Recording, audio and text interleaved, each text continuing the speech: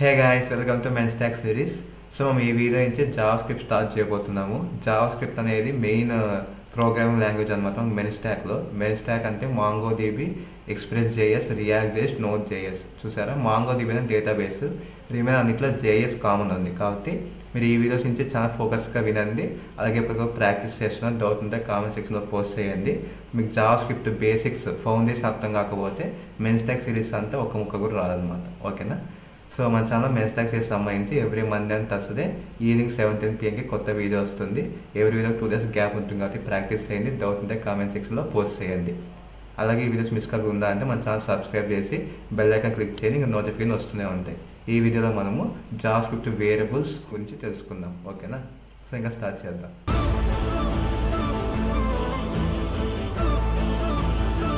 Java script అంటే ఏంటి అవి నేను చెప్పినా మీకు అర్థం కాదు.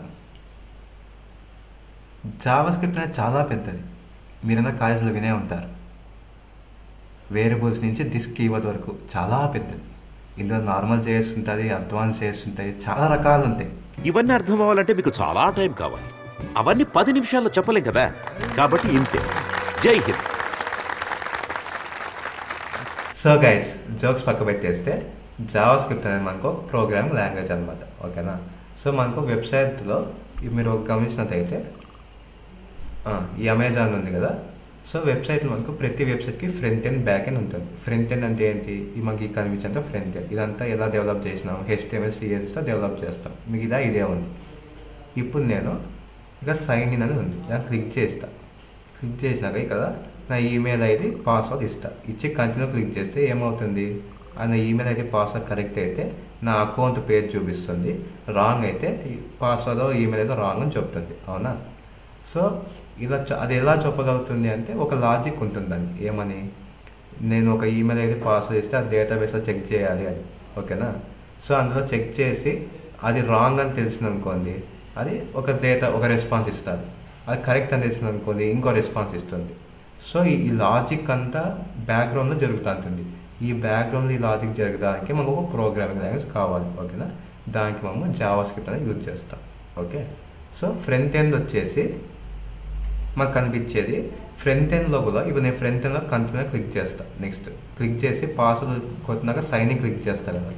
సో సైనింగ్ క్లిక్ చేసినప్పుడు నా డేటా బ్యాక్ ఎండ్కి వెళ్ళాలి అనేది జావా స్క్రిప్ట్తో యూజ్ చేస్తాం. ఓకే. దాన్ని ఈవెంట్ హ్యాండ్లర్ అంటాము. లేదా ఒక యూజర్ వెబ్సైట్ ఇంటరాక్ట్ అయినప్పుడు ఏం యాక్షన్ పర్ఫామ్ చేయాలి. ఓకే. లేకపోతే ఒక ఈవెంట్ అనేది ట్రిగ్గర్ అయినది. ఈవెంట్ అనేది నథింగ్ బట్ ఒక యూజర్ కంటిన్యూ అనే బటన్ క్లిక్ చేయగానే ఏం యాక్షన్ పర్ఫామ్ అవ్వాలి. సో ఈ లాజిక్ అంతా జావా స్క్రిప్ట్లో రాస్తాం ఫ్రంట్ ఎండ్. బ్యాక్ ఎండ్లో ఆ యాక్షన్ తగ్గట్టు వెరిఫికేషన్ చేసుకొని మళ్ళీ మనకు ఫ్రంట్ ఎండ్ పంపించుకొని ఇంకో లాజిక్ రాస్తాం. సో బ్యాక్ ఎండ్లో మనం చాలా ప్రోగ్రామింగ్ లాంగ్వేజ్ ఉంది. జావా స్క్రిప్ట్లో రాయొచ్చు, జావాలో రాయొచ్చు, పైథాన్లో రాయొచ్చు. సో పర్టికులర్ లాంగ్వేజ్లో రాయాలని మీకు రూల్స్ ఏం లేవు. అది మీ కంఫర్టబుల్, లేదా మీ కంపెనీలో ఏది యూజ్ చేయమంటే అది. బట్ ఫ్రంట్ ఎండ్లో మాత్రం జావా స్క్రిప్ట్ అనేది యూజ్ చేస్తాం. ఓకేనా? సో జావా స్క్రిప్ట్ ఇందుకు యూజ్ అవుతుంది. మీరు జస్ట్ ఓవర్ ద లేయర్ అంటే డీప్గా డౌన్ల వరకు వెళ్ళకుండా పైన ఏం జరుగుతుందని తెలుసుకోండి. సో పైన అయితే ఇంతే జరుగుతుంది. ఇప్పుడు ఒక కొత్త ఫైల్ తీసుకున్నదండి, intro.js అని. సో జావా స్క్రిప్ట్లో మీరు ఏ ప్రోగ్రామ్ రన్ చేయాలన్నా .js అనే ఎక్స్టెన్షన్స్తో యూజ్ చేస్తాం. ఓకేనా? ఇప్పుడు ఏ ప్రోగ్రామ్ అయినా తీసుకోండి, Java script, Java, Python, C, కొన్ని కాన్సెప్ట్స్ సేమ్ ఉంటాయి. లైక్ వేరియబుల్స్, ఆపరేటర్స్, లూప్స్ అని. వేరియబుల్స్ అనేది తెలుసుకొని మనం జనరల్గా 2 numbers అడిషన్ చేయాలనుకున్నాం. సో మ్యాథ్స్లో అయితే ఎలా రాస్తాం? 10 + 20 అని రాస్తాం. ఓకేనా? 10 + 20 అని రాస్తాం. ఇది ఈక్వల్స్ టు రిజల్ట్ అనేది వస్తుంది. లేదు ఇంకొంచెం మీడియం వరకు వెళ్దాం అనుకో, A = 10, B = 20, C = A + B. Simple maths. మీకు మళ్ళీ ఇంటిగ్రేషన్లో, డిఫరెన్షియేషన్లో రావాల్సిన అవసరం లేదు. ఓకేనా? సో సింపుల్ మ్యాథ్స్గా మనకి ఇది స్కూల్ డేస్ నుంచి నేర్చుకుందాం. సో ఇలా ఏ అనేది ఏంటంటే ఇప్పుడు ఒక వేరియబుల్ అనమాట. ఓకేనా? ఆ వేరియబుల్కి నువ్వు 10 అనే వాల్యూ అసైన్ చేసి, అంటే వేరియబుల్ అనేది ఎందుకు యూజ్ చేస్తామంటే ఏదైనా ఒక వాల్యూని స్టోర్ చేయడానికి వేరియబుల్ అనేది యూజ్ చేస్తాం. సింపుల్. ఓకేనా? సో వేరియబుల్స్ అనేది కూడా మనం ఎట్లా అంటే అట్లా పేరు పెట్టకూడదు అనమాట. ఓకేనా? వేరియబుల్స్కి నేమింగ్కి కొన్ని రూల్స్ ఉంటాయి. సింపుల్ ఈ రూల్స్ అయితే అన్ని ప్రోగ్రామ్ లాంగ్వేజ్లో సేమ్ అనమాట. దీనికి మళ్ళీ సింటాక్స్ గింటాక్స్ ఏమి ఉండదు. ఏ వేరియబుల్ అయినా కానీ మీరు ఈ 3 ప్రిన్సిపల్స్ ఫాలో అవ్వాలి. ఫస్ట్ వేరియబుల్ నేమ్ ఏమన్నా పెట్టచ్చు కానీ కీవర్డ్స్ అనేది పెట్టకూడదు. జావా స్క్రిప్ట్లో కొన్ని కీవర్డ్స్ ఉంటాయి, లైక్ ఫర్, మళ్ళీ వైల్, అట్లా సమ్ కీవర్డ్స్ ఉంటాయి. ఆ కీవర్డ్స్ని యూజ్ చేయకూడదు. నెక్స్ట్ వేరియబుల్ నేమ్ ఇప్పుడు నెంబర్తో స్టార్ట్ అవ్వకూడదు. మీరు ఇప్పుడు 7 అని పెట్టాలనుకున్నాను, 7s ఈజ్ ఈక్వల్స్ అని పెట్టి 10 అని పెట్టాలనుకోండి, అది చూపిస్తుంది. ఓకేనా? కానీ S7 పెట్టుకోవచ్చు. మళ్ళీ స్టార్ట్ అవ్వడం నెంబర్తో స్టార్ట్ అవ్వకూడదు, కానీ ఇంకా మిడిల్లో ఇక్కడ నెంబర్ అయితే ఉండొచ్చు.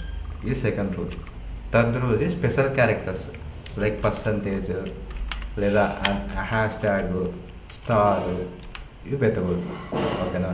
మీకు ఓన్లీ స్పెషల్ క్యారెక్టర్ వచ్చి అండర్ స్కోర్ మనకు రూల్ లేదు. ముందరన్నా పెట్టుకోవచ్చు, వెనకాలన్నా పెట్టుకోవచ్చు. ఓకేనా? స్పెషల్ క్యారెక్టర్స్ వేరే యూస్ చేయకూడదు. అంతే. వేరియబుల్స్కి ఫస్ట్ రూల్ వచ్చి కీవర్డ్స్ కొన్ని ఉంటాయి, రిజర్వ్డ్ కీవర్డ్స్. ఆ కీవర్డ్స్ని యూజ్ చేయకూడదు. కీవర్డ్స్ ఏంటి అంటే గూగుల్లో టైప్ చేయడం ఒక పెద్ద లిస్టే వస్తుంది. ఓకేనా? దానికి ఏమైనా ఎక్స్ప్లెయిన్స్ అవసరం లేదు. Keywords in Java script cannot be used for variable naming అని కొడితే ఇంత లిస్ట్ వస్తుంది, చూసుకోండి. ఓకే? లేదా మీరు జావా స్క్రిప్ట్ నేర్చుకునే కూడా మీకు అలవాటు అయిపోతుంది, గుర్తుపెట్టుకోవాల్సిన అవసరం లేదు. నెక్స్ట్ నంబర్తో స్టార్ట్ అవ్వకూడదు.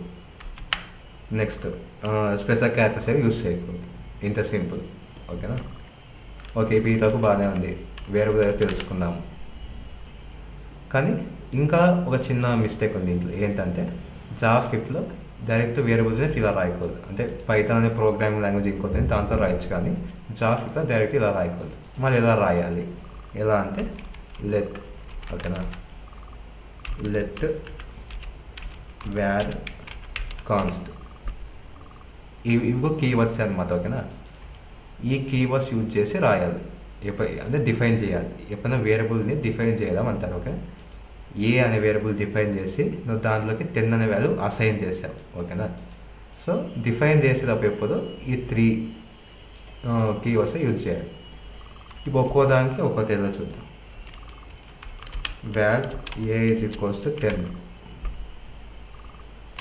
సెమీకోలన్ పెట్టండి. పెట్టగానే మీకు ఎర్రర్ అయితే త్రో చేయదు జావా స్క్రిప్ట్లో. జావా త్రో చేస్తుంది కానీ జావా స్క్రిప్ట్ ఎర్రర్ త్రో చేయదు. బట్ సెమీకోలన్ పెట్టడం బెస్ట్ ప్రాక్టీస్. పెట్టండి, ఫస్ట్ నుంచి అలవాటు చేసుకోండి. ఓకేనా? మళ్ళీ వ్యార్ బి ఈక్వల్స్ టు 20, మళ్ళీ where C is equals to A plus B. ఇది వరకు బాగానే ఉంది. ఇప్పుడు మనం జావా స్క్రిప్ట్లో మనం ఏదో ఒక యాక్షన్ పర్ఫామ్ చేసి దాని అవుట్పుట్ చూడాలనుకున్నప్పుడు, ఓకేనా,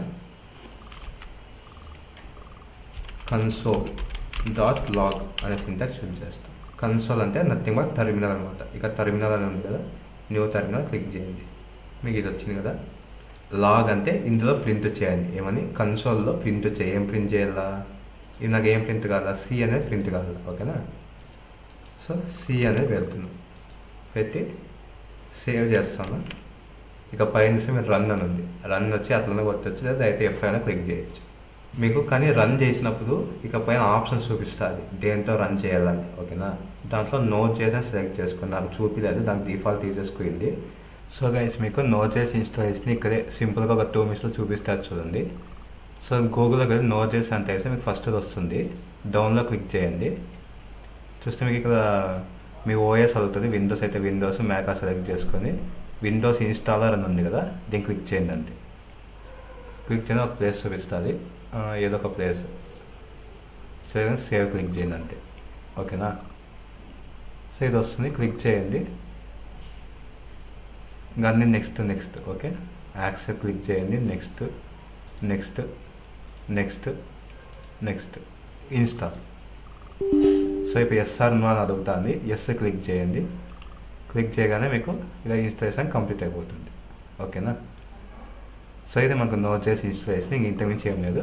సో మీరు ఏదైనా ప్రోగ్రామ్ రన్ చేసే ముందర ఈ నోట్ చేసి ఇన్స్టాల్ చేసుకొని రన్ చేయండి, మీకు వర్కౌట్ అవుతుంది విఎస్ కోడ్. ఓకేనా? సో 30 వచ్చింది.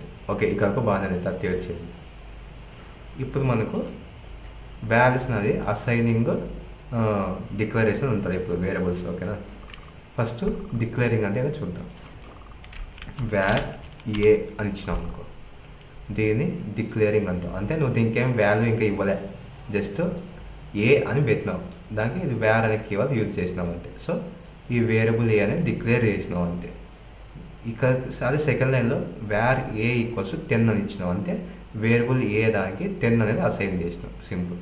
ఓకేనా, వేరియబుల్ బి అని 20కి అసైన్ చేసినాం. సో దీన్ని డిక్లరేషన్ అంటే వేరియబుల్ని డిక్లేర్ చేస్తున్నాం. ఏమని, ఏ అనే ఒక వేరియబుల్ తీసుకొని చెప్తున్నాం. ఆ వేరియబుల్ ఏం స్టోర్ చేయాలో చెప్పడం లేదు. ఇంకా దీన్ని ఏ అనే వేరియబుల్ తీసుకొని దానికి 10 అనేది అసైన్ చేయని చెప్తున్నాం. ఓకేనా.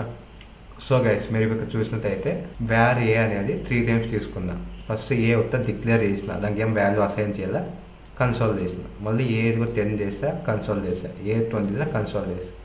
ఇప్పుడు సేవ్ చేసి రన్ చేద్దాం.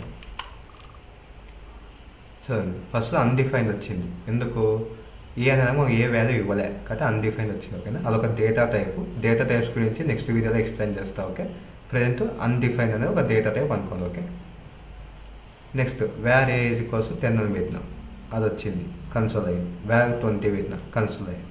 మీకు చూసినైతే ఏ అనేది వేర్ యూజ్ చేసి నేను 3 టైమ్స్ యూజ్ చేస్తాను. అంటే ఒక ఫస్ట్ టైం డిక్లేర్ చేసా, నెక్స్ట్ 2 టైమ్స్ అసైన్ చేసా వాల్యూ. ఎర్రర్ అయితే ఏం త్రో చేయలేదు, 10 to 20 వచ్చింది. సో దీన్ని బట్టి మీకు ఏమర్థం అవ్వాలంటే వేర్ అనే వేరియబుల్ రీడిక్లేర్ అండ్ రీఅసైన్ చేయొచ్చు.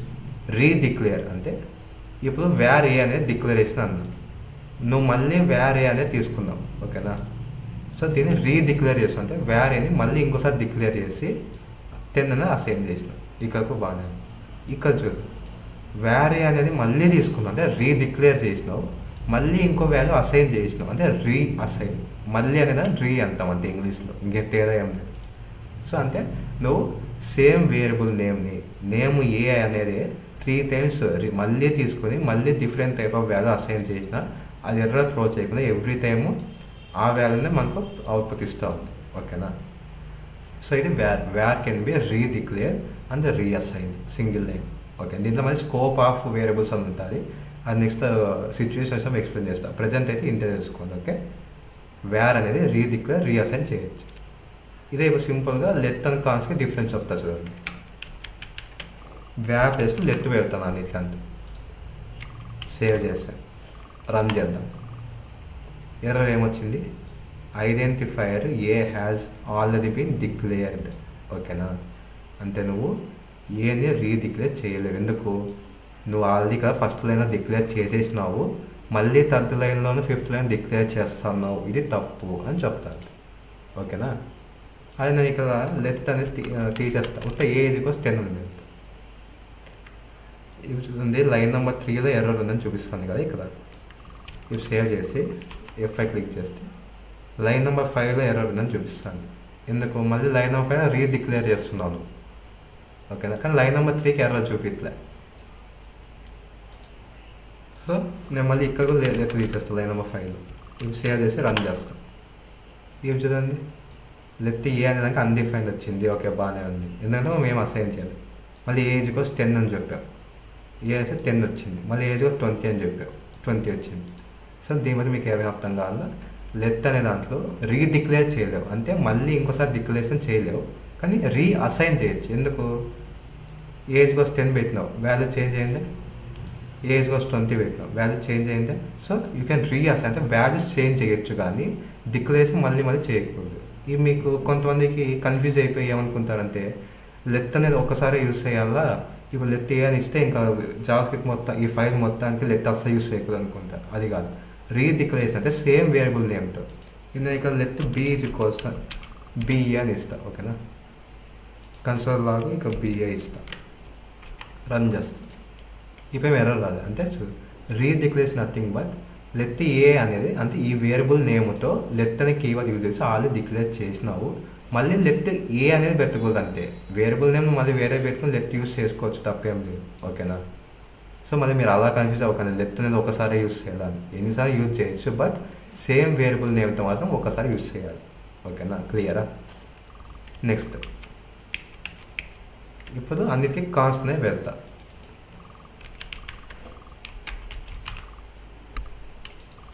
ఇప్పుడు చాలా ఎర్రర్స్ వచ్చినాయి. ఇప్పుడు చూద్దాం ఏమొస్తుంది.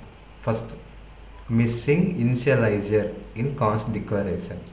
ఓకేనా, సో కాన్స్ట్లో మనకు ఇంకోటి యాడ్ అయ్యే పాయింట్ ఏమంటే లెట్ కానీ వేర్ కానీ మీరు ఫస్ట్ ఇట్లా డిక్లేర్ చేయొచ్చు, వాల్యూ అన్డిఫైన్ అని వస్తుంది మీరు ఏ వాల్యూ ఇవ్వకపోతే.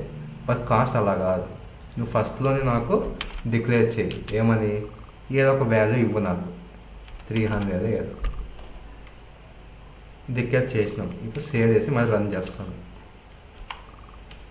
ఇప్పుడు చూడండి, identify a has all been declare. ఇది కూడా సేమ్, కాన్స్ట్ ఏ అనే దాంతో నువ్వు మళ్ళీ డిక్లేర్ చేయకూడదు. ఓకే, నేను ఏం చేస్తాను, లెట్టులాగా జస్ట్ ఏ ఈజ్ 10 అని పెడతా. సో ఇప్పుడు చూడండి, అసైన్మెంట్ ఏ కాన్స్టాంట్ వేరియబుల్. మీకు ఇక్కడ ఏమి రెడ్ కలర్ చూపిలే, కానీ ఎర్ర చూసింది. అసైన్మెంట్ ఏ కాన్స్టాంట్ వేరియబుల్ అంటే కాన్స్టాంట్ దానికి మీరు రీడిక్లేర్ చేయకూడదు, రీఅసైన్ కూడా చేయకూడదు. ఓకేనా? సో మీరు ఇక్కడ చూసినట్లయితే ఇది మనకు సమ్మరీ అనమాట. వ్యార్లో రీడిక్లేర్ చేయొచ్చు, రీఅసైన్ చేయొచ్చు. ఓకేనా? లెట్లో రీడిక్లేర్ చేయలేము, బట్ రీఅసైన్ చేయొచ్చు. కాస్ట్లో రీడిక్లేర్ చేయడం, రీఅసైన్ చేయడం. మీరు స్టార్టింగ్లోనే దానికి అసైన్మెంట్ అనేది ఇచ్చేయాలి. ఇది మేజర్ డిఫరెన్స్ వ్యార్, లెట్, కాన్స్ట్కి. ఓకేనా? సో దీంతో మీకు ఈ 3 వేరియబుల్స్ యొక్క యూసేజ్ ఎలా యూస్ చేయాలి. ఓకేనా? అలాగే మీరు ఏదో ఒక అవుట్పుట్ చెక్ చేయాలంటే ఈ అవుట్పుట్ అనేది సరిపోయిన ఎలా చెక్ చేయాలి ఒక అర్థమైనా అనుకుంటాను. ఇంకా అర్థం కాకపోతే ఇంకోసారి రివైండ్ చేసి చూడండి. నేను అదే పనిగా అర్థం అవ్వాలని చెప్పిందా మళ్ళీ రిపీట్ చేసి చెప్పా అన్నీ. ఓకేనా? ఒక్కొక్కటి అయినా అర్థం కానీ చెక్ చేయండి, ఇంకా అర్థం కానీ కామెంట్ చేయండి, పలానా పాయింట్ దగ్గర అవుతుందని నేను రిప్లై ఇస్తాను. ఓకేనా? సో గైస్, ఇది మనకు వేరియబుల్స్ అనమాట జావా స్క్రిప్ట్లో. వ్యార్, లెట్, కాన్స్ట్ ఈ 3 యొక్క డిఫరెన్సెస్, అలాగే దాని యొక్క ఫంక్షనాలిటీస్ ఈజీగా అర్థమయ్యాయని అనుకుంటున్నాను. దీంట్లో ఇంకా scope of A variable, hastening అవన్నీ ఉన్నాయి. అవన్నీ ఇంకా మీకు రానున్న క్లాస్లో ఎక్స్ప్లెయిన్ చేస్తాను. బట్ ఇది బేసిక్, ఒక వేరియబుల్ ఎలా డిఫైన్ చేయాలి, దాని వాల్యూ ఎలా స్టోర్ చేయాలి, అలాగే ఒక వేరియబుల్ వాల్యూ చేంజ్ చేయాలంటే ఏ టైప్ ఆఫ్ వేరియబుల్స్కి ఒక వాల్యూ మనం చేంజ్ చేయగలం, ఏ టైప్ ఆఫ్ వేరియబుల్స్ ఒక వాల్యూ మనం చేంజ్ చేయలేం. ఓకేనా? అవన్నీ మీకు క్లియర్గా అర్థమయ్యాయి అనుకుంటున్నాను. సో ఈ వీడియోని లైక్ చేసి షేర్ చేయండి, అలాగే ఎలా అనిపించినా కామెంట్ చేయండి. సో మీరు ఎంత కామెంట్ చేసి ఎన్ని లైక్స్ చేస్తే మన వీడియో అంతమందికి రికమెండ్ చేసిన యూట్యూబ్. సో మన ఛానల్కి హెల్ప్ అవ్వడం గ్రో అయ్యేకి. సో నెక్స్ట్ వీడియోలో మళ్ళీ కలుసుకుందాం.